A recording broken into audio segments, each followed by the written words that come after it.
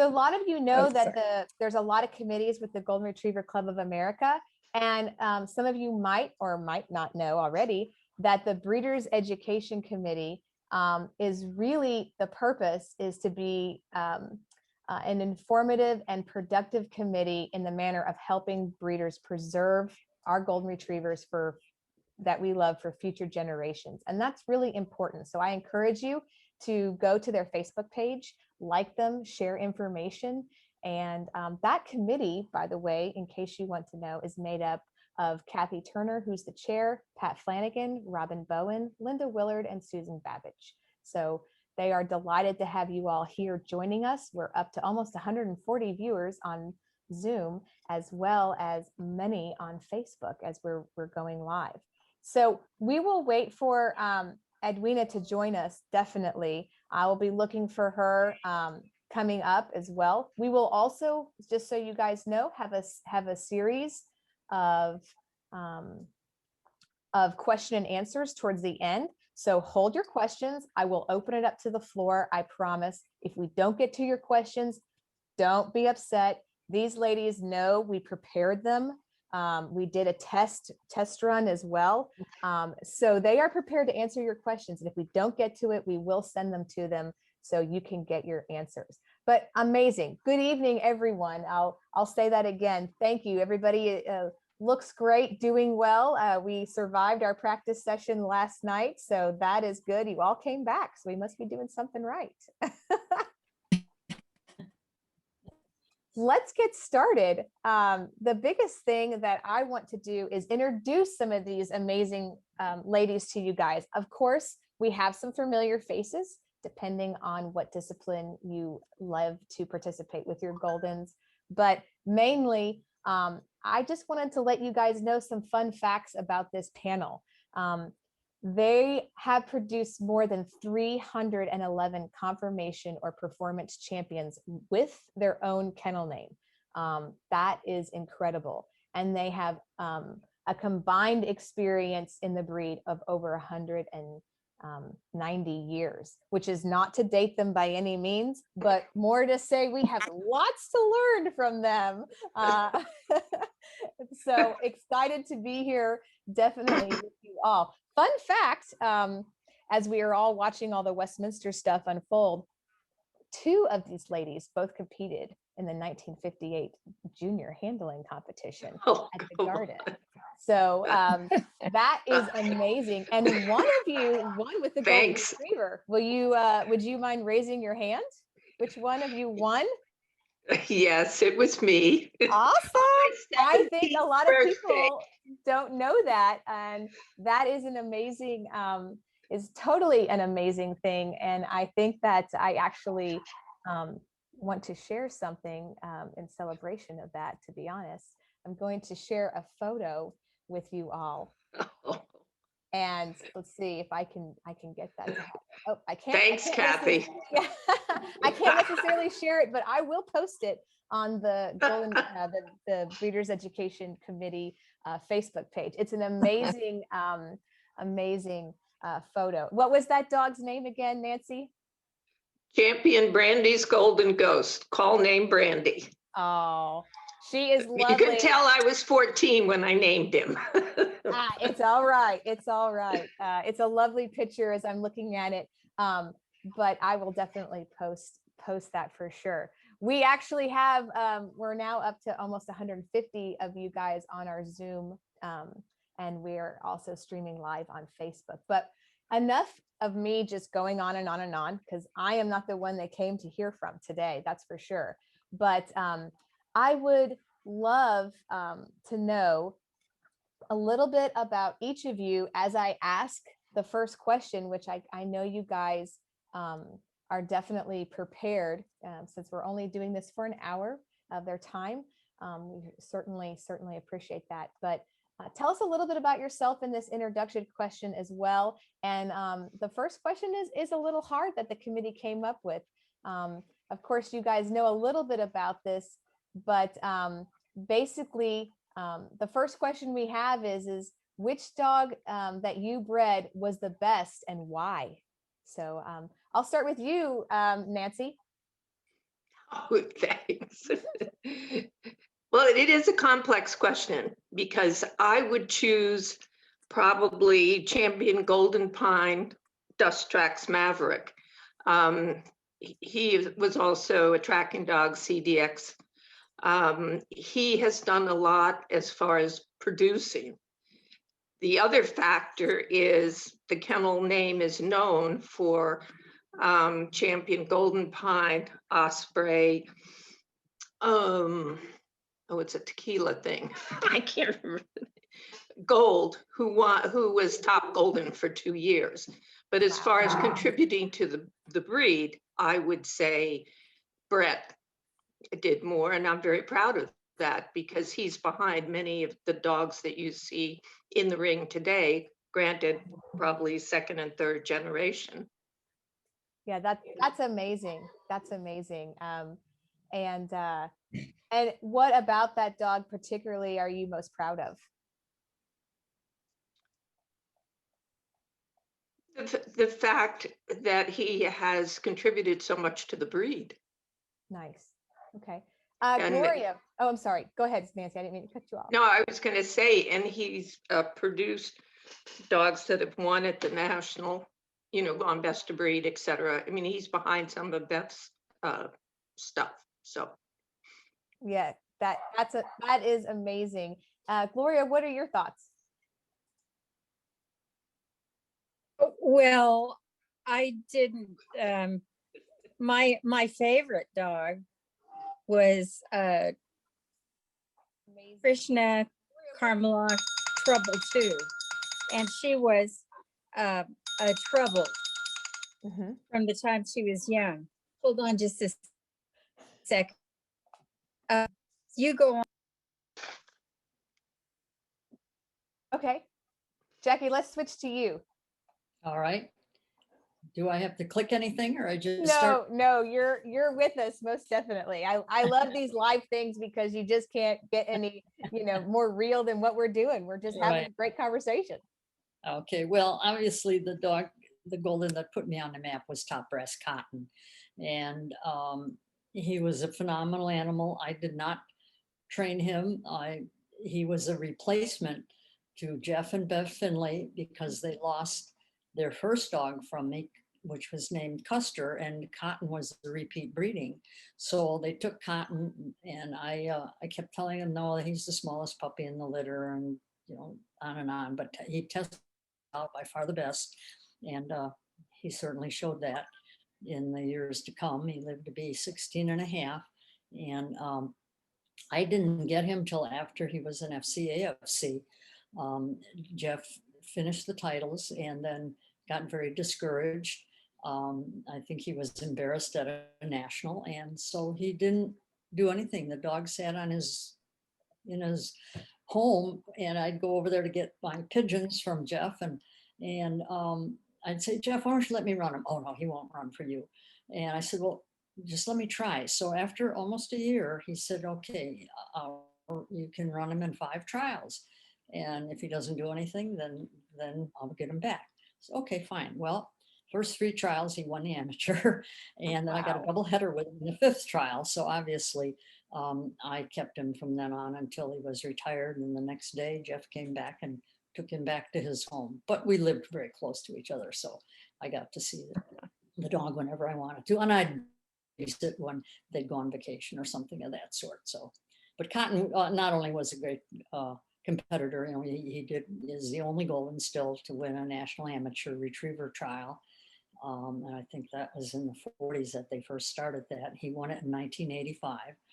And then he went on to be a very, very good producer. I think he produced 7 or 8 field champions and 25 qualified all-age dogs, and had to have a first or second in the qualifying. And so that had to be really my best breeding.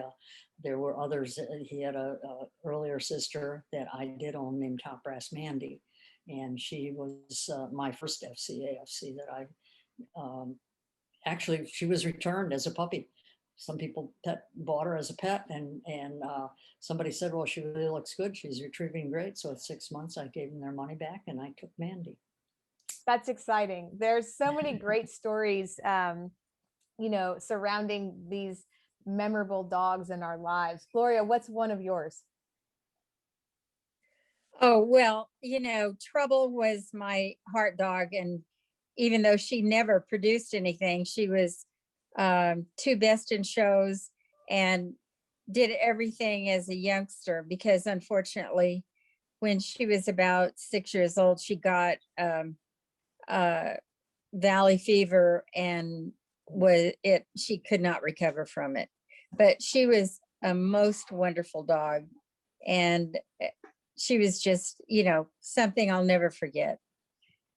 But she Absolutely. was like a half sister to a lot of big producers and winners and things like that. It's just that she was my heart dog. Absolutely. I think we all have that dog that, does something, whether it's a first or just captures you from Right. the moment that they are born. And, even still today, you can look so fondly on that. And I know we're still having a little bit of difficulty with Edwina getting on, but we'll catch her up definitely.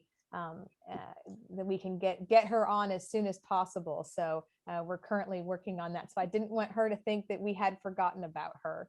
But I do want to get to some of these other questions. I know we kind of touched on this and in that first question. So if it's a little bit of a repeat, no worries. But another question that we have is, who shaped your thinking about the breed in establishing your breeding program? It's kind of a double part question to go with that. But then, and did you continue down the line with that influence, or did you kind of go your own path, and who made that impact on your decisions, whether it was a person, a dog, or a trait in a dog that you really wanted to cement into your line? And I'll go ahead and start with you, Gloria. Well, and I have not been in it quite as long as these other two girls, but some of my first dogs were from Lorelei, and I studied pedigrees and looked at these dogs, and they were every single one that I had was a multifunctional dog. I mean, they would retrieve, we could use them for hunting, they would do obedience. They were just wonderful, wonderful dogs and beautiful movers, beautiful reach and drive. The only trouble that I ever had with them, and I had issues trying to straighten it out, was they just didn't have the head that I wanted. It was a little bit too much length to it and not enough fullness in the Lorelei dogs. So that's where I got started. They had beautiful movement and beautiful outlines. Nice. That's where I am now. Yeah. And what about you, Nancy? Well, I was influenced, I would have to say, by my mentors, one being Torch Flynn, who owned Tickethoe Kennels, and she showed and competed in field trials. And through Torch Flynn, and actually showing in the East, because in the East at that time there were Foley dog shows and they were always benched. I never saw an unbenched show until I was probably in my 20s. I didn't even know what they were. Yeah. So you were on the bench from 9 o'clock until 5. So you got to talk to your competitors. And I met Mary Lou Siemens and a number of her friends, and they all did the multi-purpose dog basically. And I would say I was strongly influenced by Champion Misty Morning Sunset, Champion Cummings, Gold Rush Charlie. I loved the Gold Rush dogs. So yeah. I tried to breed along those lines, but sometimes it's easier said than done because you're waiting for clearances. And that was a problem if you're, as I am, a very small breeder in the sense that I have limited facilities. California is very strict about how many dogs you can have, but you just had a litter not too long ago, right? That's right. They just went home? Yes. That's exciting. That's really exciting. Jackie, what about you? Okay, well, first off, I want to let everybody know I was the one that Nancy Kely beat in Westminster. But that was because it was a Cocker Spaniel that I had, so I was, that made the difference. I'm just kidding. But anyway, I did start with Cockers, and I was like in 7th grade and decided I wanted to have a dog, and I got a UD on that dog. And then I wanted a good obedience dog, and Goldens were just making their name in obedience. So I went and got a Golden, and that was kind of the start of it. And of course, meantime, I went to college and all those things. So before I got serious, but at first, you know, I was trying to do the all-purpose Golden, and then I quickly decided that I just fell in love with the field trials, and it is kind of a time-consuming game, training 5-6 days a week. So I just stuck with the field part of it overall, and have really enjoyed that. And like 90% of my friends are all dog people, so it's been a good life, and I think fairly successful in the field trial game, although I certainly like a well-structured dog. And in fact, my current dog, which I don't have with me, but she's, I think, very well built, nice shoulder laid back, and overall good structure, moves nice, but certainly would not do anything in the show ring. And her name is Top Brass Cheetah. Nice. She lives with a friend of mine right now. You kind of bring us into a great segue. A lot of us that are in this, whether we're starting out and we have a great circle of support around us, or you have met so many people in your lives throughout the years that they become your family. And I mean, so what does the phrase "a family dog" really mean to you? How do you explain what it means to establish the kind of depth in a breeding program that you can really want people to start breeding? I mean, all of you have amazing established breeding programs, but most importantly, a lot of people have started with your dogs, their breeding programs. So when you think about a family dog, what does that mean to you? I'll start with Gloria.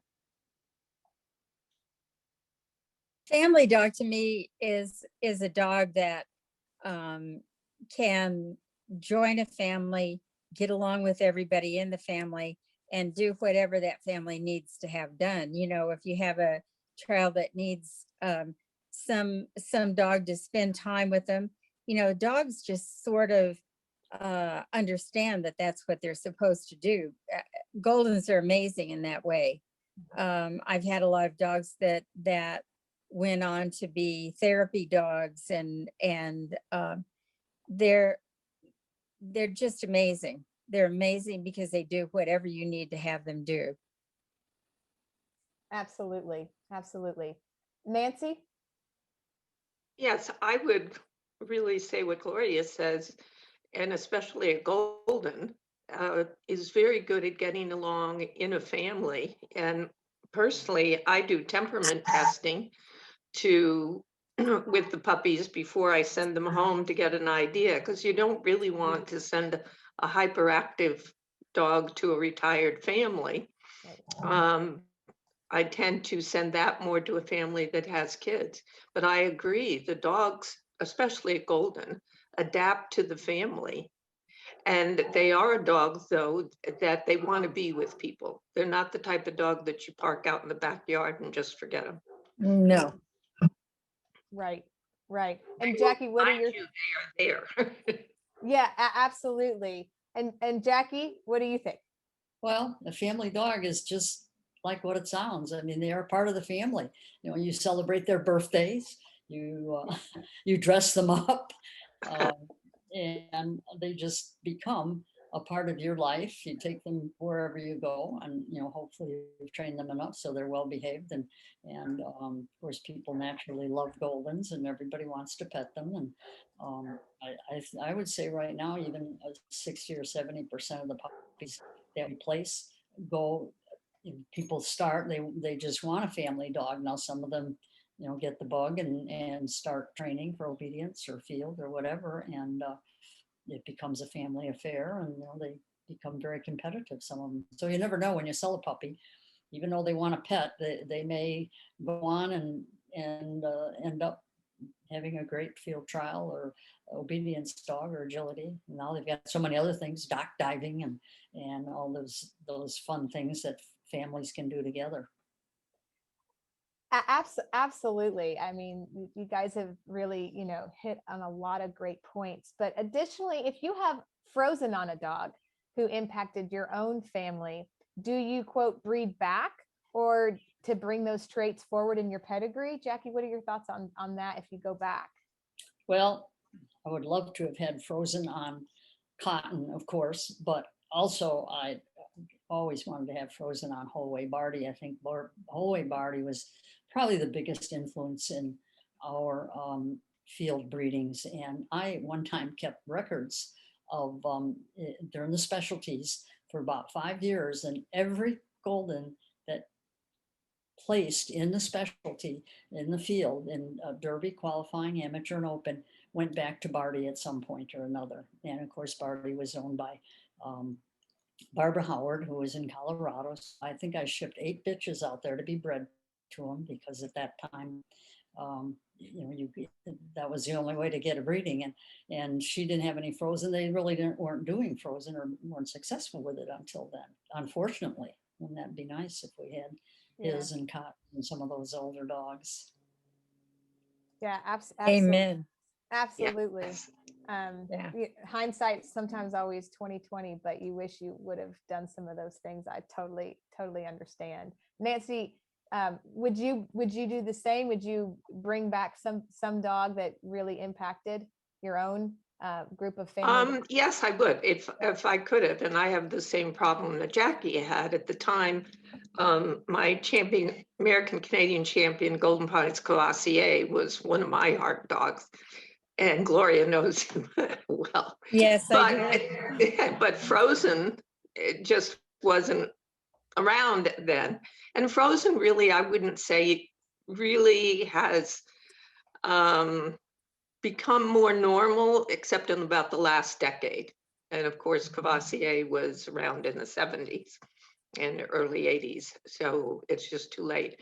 And I don't have any particular outstanding males now, other than I've used Bred's frozen semen, that's the champion Golden Pine Dust Tracks Maverick, who is out of one of my favorite bitches, who is champion Golden Pine Trey Cherry Book, who was a lovely bitch, probably the closest that I ever bred, or that I owned, excuse me. I did not breed her to the Golden Retriever standard. That's incredible. Gloria, do you have one that really, a dog maybe you have frozen that you would impact your own family of dogs that you would breed? Oh, that I wish I did. Yeah. I wish I had semen on Bruin's Golden Buddy, because he was a magnificent dog and he produced so well. But it was back in the early 80s, and there just wasn't, frozen there. Mm-hmm. I mean, we should have had some more interest in that at the time. Maybe we could have had some frozen. Yeah. I mean, this is such a great conversation, and it's like I'm just in awe. So if I get a little silent, people are probably wondering, I can't believe she's not talking right now, but it's true. Because it's just fun to reminisce and think about those dogs as we go back, and have the changes in the ability to have conversations or watching the dog shows or hunt tests online, Facebook, made your breeding choices more fluid, or have these changes changed how you entertain stud dogs to use in your programs? I'll start with you, Gloria. Even if it's online, I prefer to see the dog in person and touch him. Many times you can see dogs in pictures or online, and you just don't get the whole feeling of the dog, and they can have hair over whatever it is that you need to touch. So I prefer touching them. Yeah. Yeah, absolutely. Well, I mean, that probably always stems back to you also doing a lot of judging and, you know, and obviously all of us, but absolutely. Jackie you know, what are your thoughts on the matter as far as all these new ways to be able to see dogs and influence a possible breeding program? Well, first of all, I guess I judge a dog a lot, of course, being in the field. I want to see it. My standard is, do I want to go watch that dog run? Do I go out of my way to drive from one state to another because I want to see this dog? And, Right. and that's kind of the criteria. And I do like to see an exciting dog with style and drive. And there are dogs that I think have title that maybe just aren't exciting to me. Not that they're not talented, but I just like that dog that's fun to watch and is happy to do the work and leaps into the water and likes his birds and that's my big criteria. No, That and then I drive, do like that drive. right. Yeah. But I do like an attractive dog, and I do know conformation. I went out and talked to Paige Elliott when I first got into this, and admired her, and of course got her book and all of those things. So That's great. Nancy, what are your thoughts? Are you, I know. Oh, definitely. I totally agree with Gloria. I want to put my hands on the dog. Having produced many dogs that had a heavy coat, I know what you can do with hair. So definitely, I want my hands on the dog. I was very fortunate earlier that I worked for Transworld Airlines and I worked in the travel industry. So I was fortunate to be able to travel all over the United States to various specialties. So I got to see a lot of dogs physically and got to know them. So, and even now, although unfortunately I don't have term passes on the airlines anymore, I do try and go to the nationals. Well, for sure, I've gone to the national every year for about the last, 25 years. And I'm only 20. No. Anyway, I want to go over the dog and see him move. And for my purposes, I agree with Jackie. Because I am interested in field as well, I like to try and see them work if possible. Yeah, absolutely. When you are out seeing these dogs and when you're out, being able to put your hands on them, are there things that you feel that we are losing and what are we like concreting in our breeds trait wise? Definitely. We're losing the front end. Okay.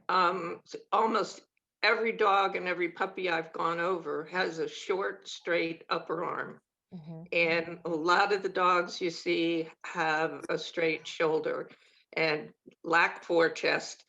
Heads in golden retrievers, I think, have come a long way. And I'm sure Gloria would agree. When we initially, and going back to the Lorelei or the field, the dogs, heads and golden retrievers used to be anything. You really didn't look at the head. You just saw something that moved.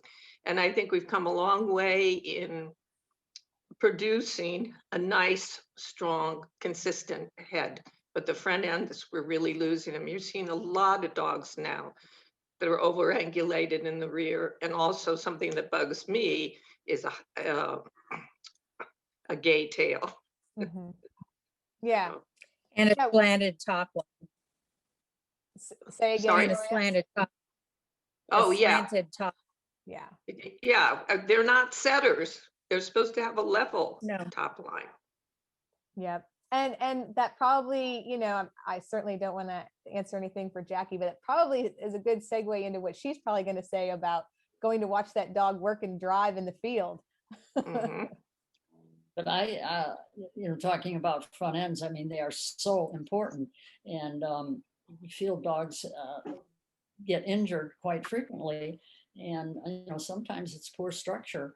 And the dog can only go as fast as his front end will go. So it doesn't do any good to have angulation in the rear and then they're unbalanced and they injure themselves and then you have to take your dog into therapy. So, but I'm pleased with some of the front ends that I've seen in the show dogs. And I go to some of the, like I go to the show every year in Orlando.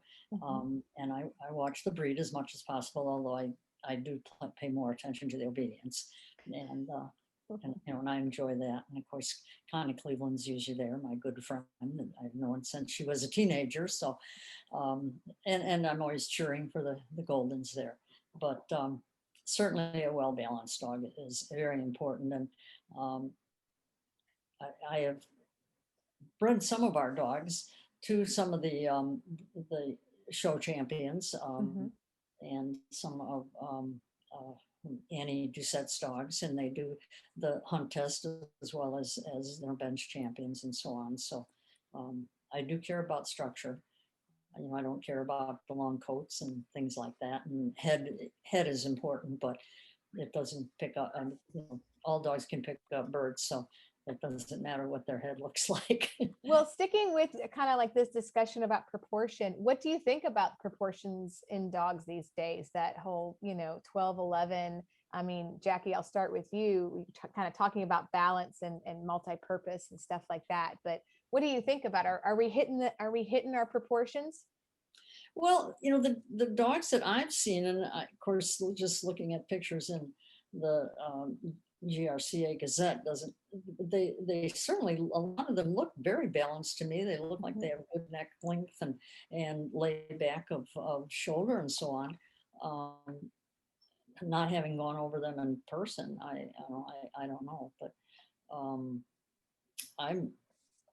And they also seem to be maybe a little less overdone than what looked to me when I would see them at dog shows, or they were really overdone and had so much coat and so on. And I don't know, I just see some of the show dogs today that look fairly nice looking Goldens and for what they're supposed to be bred to do. Yeah. What about you, Gloria? I know you're taking some judging assignments and stuff like that. Would you say we're hitting our mark on proportions?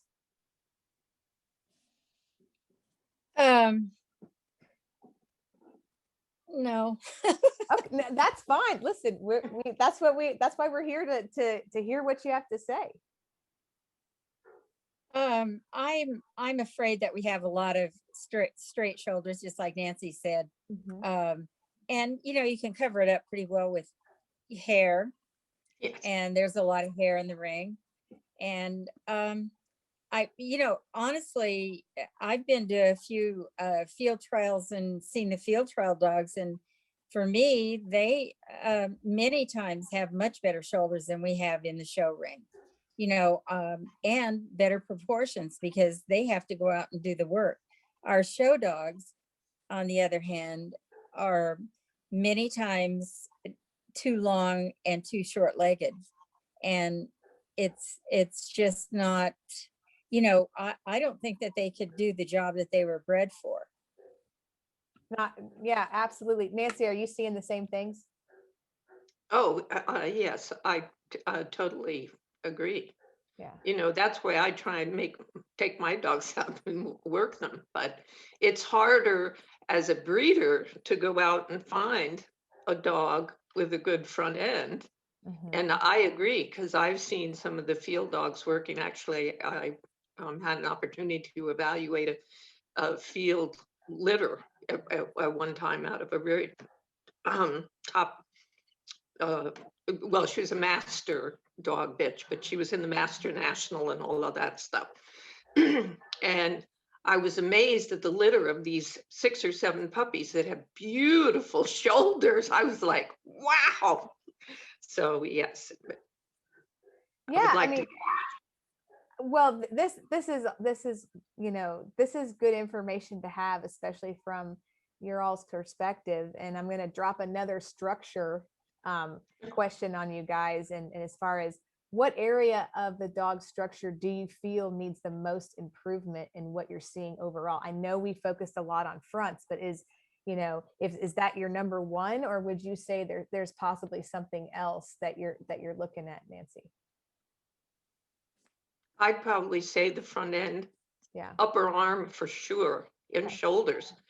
because what happens, and especially with these overregulated rears, you get this dog that's very restricted in his front movement, and the rear is doing all the pushing. Yeah. And what about you, Jackie? Well, you have to have a balanced dog, and it doesn't really matter if a dog has a good rear or a good front. I mean, if he's got a good front and doesn't have a good rear, it's just almost as bad, although the front certainly takes more pounding. I think this conversation is very interesting, that the show people are tending to say the field dogs have the better structure, and I'm leaning towards breeding to some of the show dogs. But I think the interesting point is maybe we should do a little more crossbreeding like this, and it will also lower the coefficient of inbreeding, which of course we've been very tied up in, and it has, then these genetic problems start popping up more and more. So hopefully these little seminars, or whatever we want to call them, will help in that regard, and look at other dogs to breed to some of the field dogs that do have good structure, and they obviously are very talented, and vice versa. I have been looking more and more at some of the show dogs that I see that will perform and are good obedience dogs, and seem to be moderately, they're not overdone.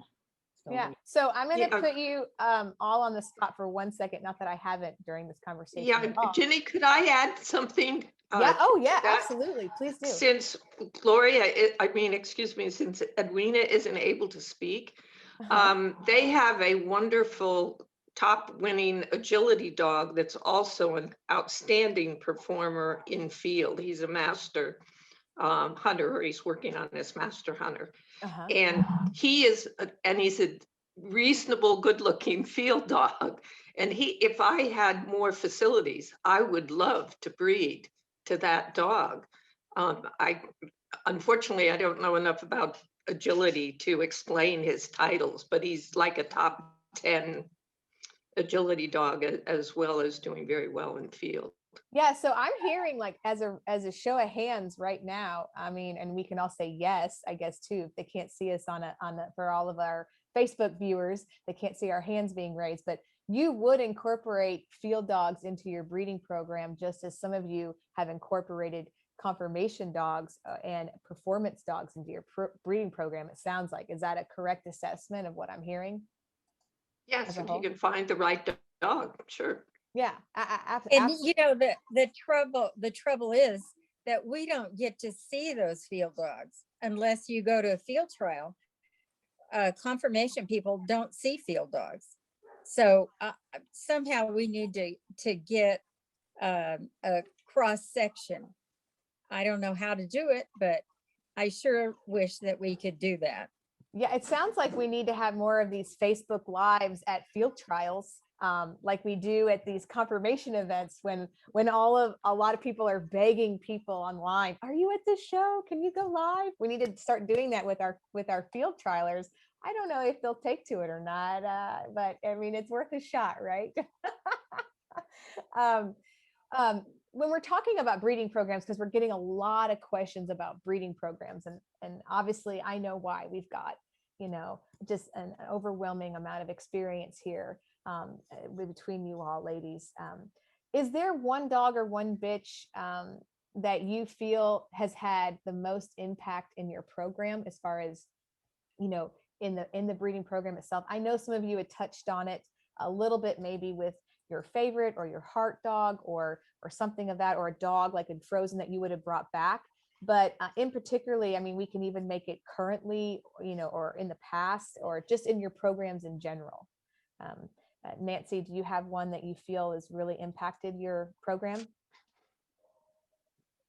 Well, I had a beautifully line bred bitch that I bought specifically. She was a Charlie daughter that I bought to breed to Courvoisier, whose call name is Cognac. And she produced 5 champions out of a litter of about 9, and she was hopefully going to be more or less my starting line. Unfortunately, she got PIO. So it's tough. And then Shannon, or champion Golden Pine Trey Cherrybrook, she produced very nicely when she was bred to Haagen-Dazs. And unfortunately didn't, after she had that particular litter, she had very small litters due to scarring in the ovaries. So that's why I had said in my bio, it's really tough. Sometimes it's just luck, and because sometimes you have a plan and it just doesn't work out. Absolutely. Gloria, That's why you need space and volume. Yeah. Exactly. What are And your money. thoughts, Gloria? You know, I think Misty Morning Sunset was the one that I was influenced the most by as far as show dogs go. Yes, I And agree. he produced Courvoisier, he produced Zap, he produced some absolutely fabulous dogs. And down the line, you know, that as we went along and used other members of his family, there were so many dogs that were related to him that did well. Mhm. So Jackie, do you have one in particular that you feel is really like set the bar, that really influenced a lot of others, or yourself? Well, obviously Barty, going way back, which Yeah. I had mentioned earlier, but then just going on down the line, from Barty, we got Cotton, and then there was also one of the Embrain dogs, which produced that was Embrain's Lady Nell, bred to Cotton, and that produced Duncan, and Duncan was a very good sire. And then on down, Duncan produced TNT's Explosion of Guns, and that dog with Frozen Semen now produced our present winning dog, who just finished his field title over the weekend. That's Top Brass Hawks Black Hawk. So that was exciting. He needed 3 points in order to finish his FC. So, and of course, we have to be very careful breeding to him. He does have one of the deadly genes. So, you know, we're testing all the puppies with dew claws. We take the dew claws off and send them in so they can tell if they're carriers of the gene. And of course, being a recessive gene, we never breed to another carrier because it's such a deadly thing. So, Yeah. but we just, and ironically, we had lined up one of our bitches, a master hunter bitch, and all clearances. She's OFA excellent. And she was bred on Saturday right after Hawk won. And we had planned the breeding prior to that, and never thinking that he would finish his FC that weekend. But, Yeah. Well, you touched on something that I'm going to circle back with, Jackie, and that is do you guys have a preference in your certifications that you use for hips? A lot of people go back and forth with OFA and pen hip. Some do both, some do one.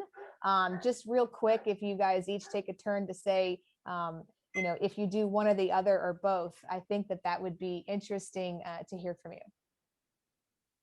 Okay, if you're asking me first, Sure. I have never used pen hip, and I just I have a hard time with pen hip, and the way they pull the hips out of the socket. And years ago, there was a vet in Indiana that would palpate puppies at 6 and 7 weeks of age, and I took my whole litter, which included Valentine Torch of Top Brass, and they were all dysplastic, he said. And, you know, and I mean, the litter had like all normal, maybe one that didn't pass OFA. So I've just been always very leery, and I just think that it can hurt the dog physically pulling those, and it's such a subjective thing. I mean, OFA is subjective in looking at pictures, but these dogs, they pull them down And it's a matter, I think, of the strength of the vet and how they align that on the pen hip. So I'm not a fan of pen hips.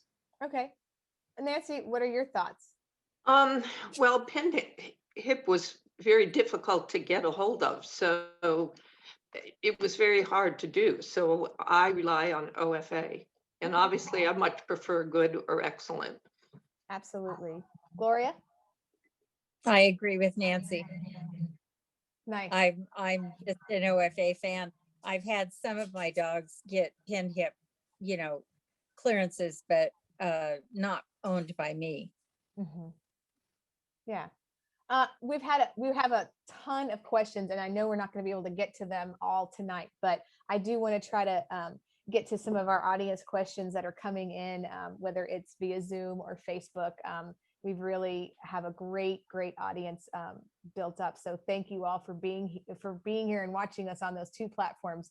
You guys are really interesting, and so they're really just throwing questions at me left and right. But on the breeding and that kind of stuff, they're really trying to ask some really difficult questions. And one is do you see a tendency to breed to the winner to be growing, or are people caring more about the standard? And I understand what they mean. Like, are they just breeding to the number one, fill in the blank? And I do believe that you can have a good number one, don't get me wrong, but or are you seeing or do you see personally that that trend? And I'll start with Gloria. I think it went on for a while that people were just breeding to the top dog, because a lot of times our golden retrievers end up being 75% from one dog. I think that perhaps breeders who have been in it longer understand that they need to actually look at their bitch and look at the dog that they're breeding to, whether it's a top dog or not. You need to breed to what matches your bitch, not what's doing the winning right now. Right. Absolutely. And I'm going to ask Nancy this question. I'm special. Yeah, you're special. Well, you all are very special. I'm not going to single you out and say you're the only one that's special. You all are very special. But as far as with some of those top dogs and popular sires in the past and now present, with all these genetic tests that we have, obviously we have the Ichthyosis 2 now out as well, and they're revealing genetic baggage over time. How do you deal with that genetic and those genetic and health issues? And do you do DNA even on your past stud dogs or your current dogs? Well, if I know of a genetic problem, let's say that, I'm a great believer in line breeding, and obviously with Charlie and Haagen-Dazs and Sammy and all of those are all very closely line bred. What I had tried to do was have 3 of my lines line bred and then bring in whatever was missing or to strengthen it. But I totally agree with Gloria, and to answer your question, I feel far too many people breed to whatever is winning. Because if he's a winner, he obviously will produce well. Well, that doesn't always happen, as I'm sure those of us who've done this know. So it is hard, but that's when you need to have multiple bitches. You have to look at the pedigrees. You really have to. And I have tried out crosses. I don't believe in it, but I thought, okay, I'll try it one time. And you have no idea what you're going to get. Now, I was fortunate. I mean, it was a nice litter, but I wouldn't be able to get it again if I had had 8 champions out of it. Right. So I totally believe in line breeding. And as I said, if you have a genetic problem that's known, and yes, I do all the testing I possibly can. That's it. Jackie, what are your thoughts? Well, line breeding is a good thing, but can get you in trouble when you just, you get tighter and tighter and tighter. And I do not go by the records on the dogs. I mean, there's many dogs that have titled in the field, and I will not use them. I just don't like the dog for one reason or another, and it's just my opinion. But again, I like a good working dog that has a decent structure and good personality. And I don't care whether the dog has a title or not. If I think it's a talented dog, I'll use it for breeding. Yeah, yeah, absolutely. Kind of going more on, and I feel like we're kind of more on a stud dog question here, talking about using them. But are there certain choices, or are there certain kind of requirements that you see when looking to breed to a dog for stud? If you had to make like a little list, like your top 3 things that you're looking for, what would they be, Jackie? Wow. I don't think there is any list that I consider. I mean, I just kind of look at the overall picture, and certainly the parents and grandparents. I'd like to look at the 4 dogs behind that particular dog, that would be the grandparents of the dog, and just see what they're like. And most of them, I've had the fortunate the ability to be able to see those dogs and know them, and I guess that's the nice part about being old. You do remember all these dogs, 4 or 5 generations. You've seen them all. Yeah, right, exactly. And so you see them and you remember them, and whether you like them or not, and that's the important thing, I guess. Gloria, do you have any thoughts on that? I think we are fortunate because we did see those dogs, and we know what these current dogs are coming from many times. So you can avoid things that may have been a little off in the background of dogs. Yeah. It's just, I'm kind of looking at all these questions coming in, and there's some really good ones, and I know we're running out of time, so we're not going to get to all of them. But one thing that I know that is more of a I don't want to say it's a trending topic, but you see it on a lot of the breeders discussion groups, and you see it more and more, because I would say that it's more and more being diagnosed as PU. And when you see a question comes in, it says, basically this person's writing in, it says, my dog see Wendy Townsend, Dr. Wendy Townsend, on annually, and she recommends that no dog to be bred if they or a sibling or a parent were diagnosed with PU. And yet I see a lot of breeders making excuses or exceptions and breeding anyway. Is there anything that, I mean, and I'm not trying to speak for Wendy. This is just the question, Dr. Townsend, that came in. So I'm just really the messenger on this. But are you seeing, this happen? What are your feelings on PU? And I'm anyone going to take the bull by the horns on that one? Or you guys are like, next question, Ginny, no problem. Well, no, they're tough. They're being tough. Yeah. PU, or recognizing it, is something that's really become more prevalent in the last decade. See, before that, you didn't really check for it. So I would agree, because it is a problem. And should I admit this in public? I mean, I had a dog that had PU, but the good news was we picked it up very early, because I had done eye clearances from the time he was a year old. Yeah. And he passed his year old, he passed his second year, it was on his 3rd eye clearance he didn't pass. And since then, he's been on medication, he didn't go blind. And I would say, even on my older dogs that have cleared, and maybe are not being used for breeding anymore, I still do their clearances, probably, maybe not every year, but we'll do every 2 years. So, because if you don't pick it up, they can lose an eye. Yeah, absolutely. Jackie, any thoughts on PU, and especially with you being so involved with field trials and the field aspect of this? Yeah, it just seems like the ophthalmologists can't even get together on, one will say, yeah, this dog has PU, and the next one will say, no, it's got the, the, what am I trying to say? Like The a uveal cyst or yes, something. yes, the cyst. Pigmentary, the pigment. And and others say, well, that's not significant and so on. And I remember years ago, and this goes way back, von Wilburn's disease and bleeders Yes. disease. And, everybody was up in arms about Yep. Wilburn's disease.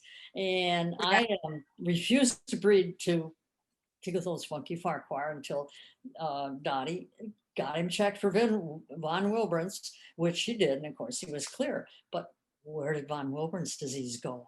You never hear about it anymore. So obviously it was nothing significant. I don't, and I mean, is PU going to be a little bit that way, or I don't know.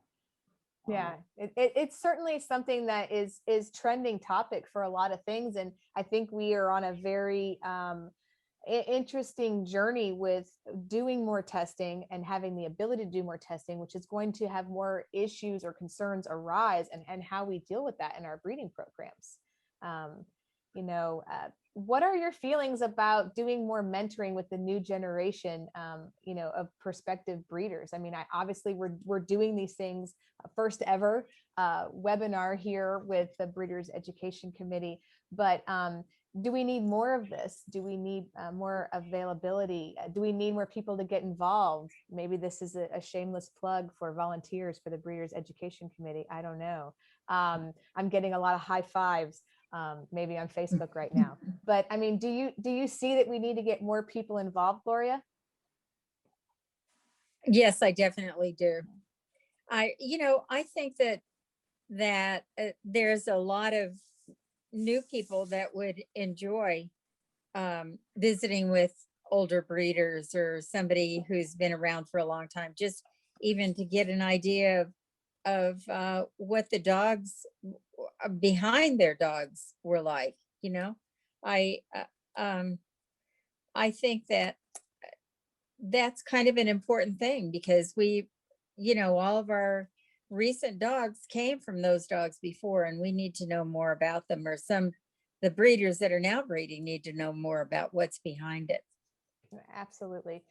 So we are going to wrap this up here, ladies, but in closing, I want to make sure that you all get a chance to say something in closing about golden retrievers. And if you want to kind of go back on a certain, topic that we covered, or bring one up that we haven't, I'm gonna give you your time a little bit before we're still up and high in numbers, so people are still watching. But Nancy, I'll start with you as far as doing this kind of a webinar, or what you're seeing, or dogs in the past, kind of every topic we covered. If there's something you want to kind of like circle back on real quick. Yeah, I think the webinar is very beneficial.